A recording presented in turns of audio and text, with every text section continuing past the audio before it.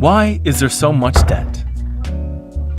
10 years before the financial crisis started, individuals and families in the UK had a total of £480 billion of debt.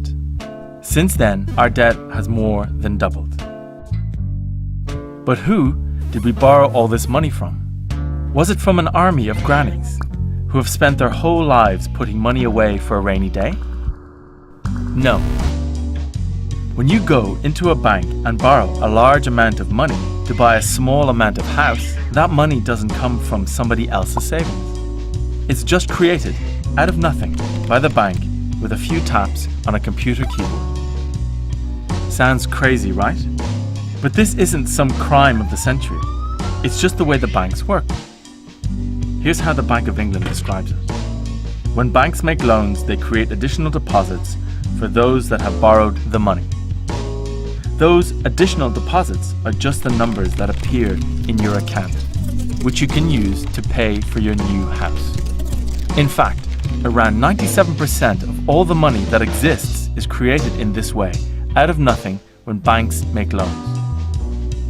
Every loan they make creates brand new money in the economy, whether it's a personal loan, car finance, or mortgage.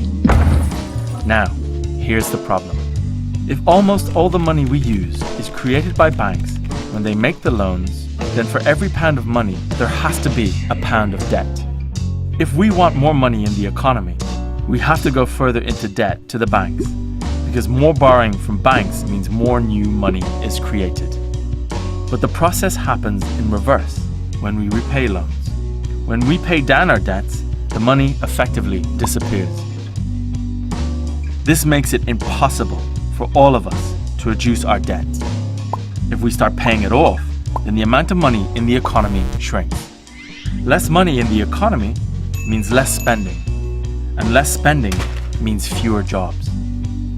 So there's the choice. We can have either more money and more debt, or we can have less debt and less money.